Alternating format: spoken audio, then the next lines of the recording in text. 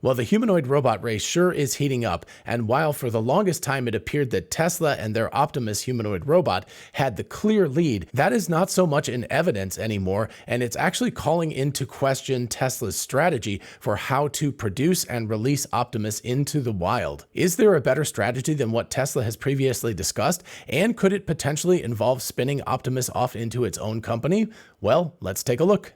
Hey y'all, it's Dr. Know-It-All. As I said in my previous video, which you can check out up here, I was going to do an episode on Optimus next, and as promised, I am doing so. If you've been living under a rock for the past few years, you may still think that Tesla's Optimus is definitely in the lead. It is by far the best humanoid robot that is out there, but as is evidenced from Figure Robotics, EVANNEX, Apptronics, and also a slew of humanoid robots coming from Chinese manufacturers, Tesla is now in the thick of a very huge pack of racers towards the humanoid robot finish line, or perhaps we should call it the starting line, since this could well be a multi-trillion-dollar industry that could dwarf every other industry on the planet, since effectively humanoid robots are labor. And several of these humanoid robotics companies, including of note EVANNEX, and if you haven't seen my interview recently with Bernd Burnish, you should actually check that out up here. I'll leave it in the description as well because I think it's a good pairing to this video. Anyway, they're very much all about releasing their Neo Gamma into the home first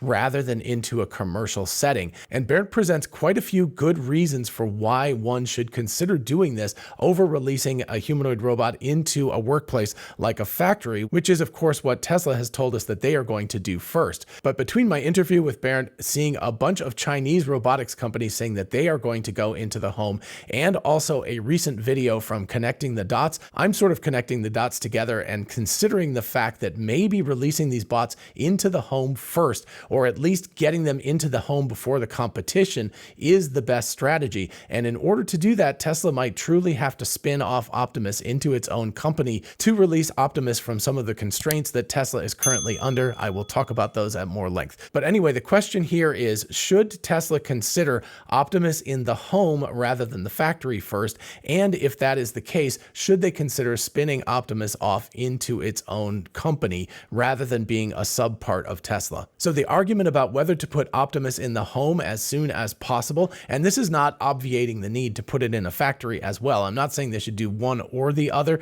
I'm saying that they should do both, but they should seriously consider putting it in the home as soon as possible. Well, a lot of that argument actually comes from the iPhone and from other consumer technologies where you can see that early mover advantage. It doesn't have to be first mover advantage. Obviously, the iPhone, there was the Palm Trio, there were other internet connected devices with screens before, but Apple just did it much better. But anyway, being a very early entrant into a consumer facing field has huge advantages in terms of the lock-in for the ecosystem. This is what I was talking about the iPhone, because you buy an iPhone, then you have a tendency to buy a Mac computer, you buy AirPods for your earbuds, you buy an Apple Watch to go along with it. You start to build out this ecosystem that is based around the iPhone as the sort of core technology that's there. And if you think about the potential for robots in the home, the first company that manufactures a good home robot that people really enjoy is going to have a major advantage in terms of mind share in the consumer. And the consumer is a very different beast than a business. Businesses think about ROI, or return on investment. They think about dollars and cents. They think about money. That's all they really care about. They don't care about the emotional aspects so much. At least they shouldn't. I mean, I assume some companies probably do that, but they shouldn't do that. They should really care about, the metrics. They should care about, does this thing produce more money than it costs us to run? If so, this is a great deal. Does it save us even more money than a human laborer? Or potentially we can't even get a human laborer. And if that's the case, they'll continue to purchase a humanoid robot because that just makes sense. It makes dollars and cents. Now, a consumer, on the other hand, is very different. Consumers are notoriously fickle. From large purchases like automobiles, people will stay with a certain automobile for a period of time and then they'll switch. And when they switch, they oftentimes will not go back to the original brand because for some reason they've become disaffected with that brand. But all the way from that down to relatively small purchasing decisions like toilet paper and stuff, people get very into specific brands of toilet paper, of orange juice, of different sodas and things, right? Sugar water. It's like, who cares what kind of sugar water you drink? But there are the Coke people, there are the Pepsi people, there's the Dr. Dr. Pepper people, right? There's that kind of stuff. People become very, very loyal to specific brands where there isn't objectively that much differentiation between them. And that is probably not going to be the case with humanoid bots. There's probably going to be quite a bit of differentiation between different models. But basically what I'm saying is, even when you're in a situation where you're just looking at carbonated sugar water and there's really no objective difference between these, people get very, very married to particular brands. And of course, the advantage that you have is if you get in there early and you get that mind share and that emotional connection from consumers, that gives you a huge leg up. And that leg up leads to more data that you can acquire because, of course, you have a robot in the home, or many, many robots in many, many homes. That allows you to acquire a huge diversity of data. And like I said, this is not either or. You should also put them in factories as well. So you're gathering data from factories. But if you have more robots in the home than anyone else, in other words, if you have that first mover advantage, if you have that emotional mind share, if people tell their friends, hey, buy this particular robot, this brand of robot, and people go out and do that, you start up a huge data collection flywheel. You start collecting more and more and more data. And because of that, your robots become better and better, which differentiates you from the competition, which means that people will want to buy your robots even more, which means you get more of that data flywheel going, and it just goes on and on. It's a virtuous cycle. And for everyone else, they're playing catch up, and it's a difficult kind of catch up. And of course, if we look at Tesla's advantage in terms of autonomous driving, their full self-driving solution, the whole reason that they have such a massive advantage right now is that back in the mid-2010s, they started installing hardware into their vehicles to collect data. And even while the full self-driving solution was not particularly fantastic for a long time, they were able to collect a mountain of data and figure out how to do it right. And that's given them basically an insurmountable lead in autonomous driving. This is not at all the case in humanoid robotics. Even though they have a great data flywheel, they have a really good team, they know what they're doing, they're kind of starting from scratch with these robots. Yes, they do understand that you need an end-to-end neural network. Yes, they do understand that you need to collect data. Yes, they do understand how you collect data, all of that kind of stuff. But really, every other company understands that now too. And you can see that. You can see, Figure, you can see EVANNEX, you can see Aptronic working on different aspects of this. You can see Chinese companies just doing incredible stuff. They're doing flips and things, right? They're doing stuff that's just completely nutty to think about. And we're seeing some really, really natural walking. We just saw Figure's robot today as I record this do incredibly natural walking that doesn't look like a toddler that just pooped its pants anymore. It looks like an adult walking. It's walking at a much higher speed. These are major, major advances that other companies besides Tesla is doing. Haven't really seen too much out of Tesla recently, so unclear whether they're just in skunkworks mode or whether they're actually scrambling because they're no longer in the lead. But whatever the case is, they don't have this massive advantage that Tesla's automobiles have over all of the competition. This is a very, very tightly bunched race, and therefore getting into the home as well as getting into industry and stuff, I believe is critically important. So of course, my hypothesis here is that Tesla needs to get into the home. They need to address the consumer market as soon as possible. And let me know in the comments if you disagree with that or if you agree with that. I don't know. Let me know either way. Again, keep it constructive. But anyway, assuming that postulate, the problem right now is that you've got a very complicated relationship between consumers and Tesla. Tesla has become, I drive my car around and I'm not exactly sure whether people are going to give me a giant thumbs up or a giant middle finger. It's kind of awkward either way. I just want to drive my car around. I don't want to think about that. But Tesla has, for better or worse, because of Elon Musk, become a political statement. It is a political statement. That's going to make it very difficult for Tesla to get humanoid robots into the home. It's going to make it more challenging. Obviously, it's challenging in the first place because you're trying to convince consumers to spend probably quite a bit of money at the beginning. We're talking about robots that are going to cost $30,000, $40,000, $50,000 and not do all that much to start with. So you're going to need a lot of positive mind share to get into the consumer market. Like I said, in the business world, doesn't matter. As long as it saves a company money, they are likely to invest in it, at least if it doesn't make the optics of the company look terrible. And even with a company, they could maybe consider something like that. But certainly with consumers are going to think hard about whether they want to have a Tesla robot in their home as opposed to another one if there isn't that much to differentiate between the different robots. With vehicles, I would contend that there is no real competition to Tesla at this point. It's just far and away, especially with the autonomous driving, driving. It's just far and away the best electric vehicle that's out there, which means it's the best vehicle that's out there. With humanoid robots, not so much the case at all. I see other robotics companies potentially in the lead in front of Tesla at this point, although again, we haven't seen anything out of Optimus in a few months.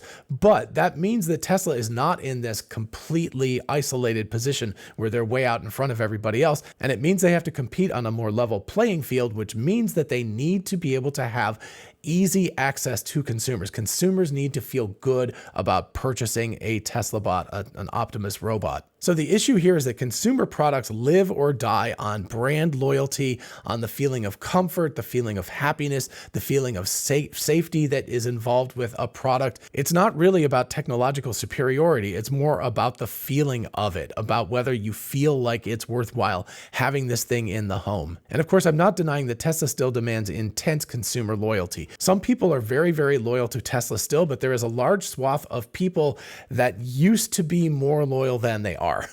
Whether or not they're still completely loyal or not is a little unclear, but they're not as loyal as they used to be. And given that this is a new product, it's not purchasing another car from Tesla or something, it's purchasing a brand new product. Does it make sense to leave that product as a Tesla product, or would it make more sense to isolate it from Tesla and make it its own entity so that people will have a fresh perspective on it? That's an interesting question. I don't know that there is a correct answer because, of course, the thing that you're removing from that, if you remove it from Tesla, is you're removing some of that brand loyalty, that really, really intense brand loyalty that some people have. So that could get rid of some of the early adopters that you really depend on to get your product out there. But at the same time, if you want to hit mass market adoption, maybe in 3 or 4 years, it won't matter so much anymore because all of this stuff will be water under the bridge. But right now, it seems like that would be a really hard sell for a lot of people to purchase a Tesla humanoid robot. So where are we in terms of timing? I think there's probably somewhere between 1 and 2 years. I don't think that anybody has to worry about getting into the home just yet, but Bernd said that he wanted to get into the home, into consumer homes by the end of 2025. So that's only about 9 months from now. That's not that long. So let's just call it like somewhere between a year and 2 years is going to be that first wave of humanoid robots going into the home. Now, if they're atrociously bad and very expensive and people don't feel like they're getting a lot of value out of it, then, you're not looking at losing very much by not hitting that first wave. But if one of these companies, and it just requires one, if one of them really catches on and people are like, wow, this thing is awesome, it's just fun to be around, even if it's a little bit clumsy. Barrett, was likening it to a puppy. He was saying that at the beginning, it's not going to be perfect. It won't do everything perfect. But if it kind of fails in sort of a cute way, not a dangerous way or something, you're like, oh, it's learning, it's trying to figure this out. If you get that sort of emotional relationship to one of these robots, then the likelihood is that you'll buy the next version of it and the next version of it and the next version, assuming that those versions continue to get better and better. And if that happens, and likely that will happen within 2 years, so 12 to 24 months-ish, somewhere in that range, we will start to have humanoid robots in the home. And of course, in the factory, they're already in the factory. EVANNEX is famously already working with BMW in the factory. And it's quite possible that Tesla has Optimi in the Tesla factories helping to build their cars. We don't know that at this point. But anyway, they're already in the factories, but they should come into the homes within the next 12 to 24 months. And when that happens, if this first wave of humanoid robots does well enough and creates that emotional and brand connection, that starts to close the window down. You only have a limited window to really, really attach yourself to the consumer before they've already purchased something else. I mean, the whole reason why I don't own an Android phone is because I've owned an iPhone for forever. So, that's the thing. Once I'm locked in, I'm sort of like, it's too difficult to move. So you want that sort of lock in, you want that emotional connection, you want that ecosystem thing, right? You could think about not just creating humanoid robots, but like things that go with it, like tools and clothes, and I don't know, right? There could be a whole ecosystem that goes along with these humanoid robots, and you can sell that to consumers as well, which means that you start to lock consumers into your ecosystem more and more. And again, there's a limited window to do that before somebody else gets there first. Another big advantage to spinning off Optimus, aside from consumer sentiment, is the fact that this company, whatever it is, could focus solely on humanoid robots. And the ones that are doing the best right now, like again, Figure and a bunch of Chinese companies and Aptronic, etc., these are companies that are just focused on humanoid robotics. They're not splitting their focus. Yes, Tesla has a lot of vertical integration. They have a whole bunch of technology that will allow them to build this robot quickly, but there's nothing to say that this new company spinoff, this hypothetical spinoff, couldn't license this technology directly from Tesla and get the advantage that they need. All of that vertical integration know-how without having to be Tesla. They could be another company, but still have the deal where they're able to potentially even use Tesla to help manufacture the early versions of the robot until they had their own factory built out. And oddly, in this case, we think of Tesla as the disruptor, but really right now it's kind of the incumbent. It's a big old beast compared to these smaller companies. And so again, if you spin off a company just dedicated to humanoid robots, they would be more nimble, they'd be more agile, they would be focused on only one thing rather than a whole bunch of things. So again, massive advantage to spinning off a company to be on its own. And then again, the market research, the ability to adjust their strategy based on what consumers want and what, the company thinks that consumers will want. Of course, you have to think like Steve Jobs. You have to think about where the puck is going. You're not thinking about where it is right now. But anyway, they can really, really consider that. They can be focused solely on what's of interest to consumers in terms of the humanoid robot. They can be focused solely on consumer comfort and trust and emotional connection to these robots. And that, in my mind, combined with the fact that they won't have this sort of baggage, this political/emotional baggage that Tesla is currently embroiled in, they won't have that attached to them, and they will be able to just focus on creating these bots and doing it in a way that makes consumers happy, that makes them delighted. And that ultimately is the best kind of consumer product. It's one that makes the consumer happy and makes them want to wake up every day to, and interact with their new toy, or, the thing that actually does their laundry or cooks their meals or walks the dogs or something, right? It will probably start off as more of a curiosity and more of something to show off to the neighbors, but over time it will become something more and more integrated into people's lives. And again, you want to get there early, you don't want to get there late, because somebody else will already be in that person's home if you're not there yet. So in the end, there is a limited window, there is a time pressure to really make this decision relatively quickly, because it does take a while to spin off a company. And again, consumer robotics as opposed to factory robotics and humanoid robotics in particular, it just requires a different focus, a different speed, a different culture, a different way of even building the robot to be more friendly and something that people want to interact with at a really emotional level. So is it better for Tesla to spin off Optimus? Is it better for it to be separated from the automotive? Is it better for it to just license the technology it needs from Tesla, but be on its own? Well, in my opinion, the answer is yes, as I'm sure you can tell from this video, but definitely let me know in the comments if you disagree, if you think that Tesla should contain Optimus, continue to keep Optimus in the fold under the tent of Tesla and build it out there instead. And of course, if you've got any further reasons for Tesla to consider spinning off Optimus, or on the contrary, to maintain Optimus under the fold of Tesla, definitely let me know that in the comments as well. Thank you all so much for watching. If you enjoyed the video, please do like it. If you didn't enjoy the video, I don't know, you can hit the like button anyway. You can like hating it or something. And of course, also consider subscribing for more of this kind of content. It really, really helps out the channel. And thank you so much in advance for doing that. And I'll catch you in the next video. Bye-bye.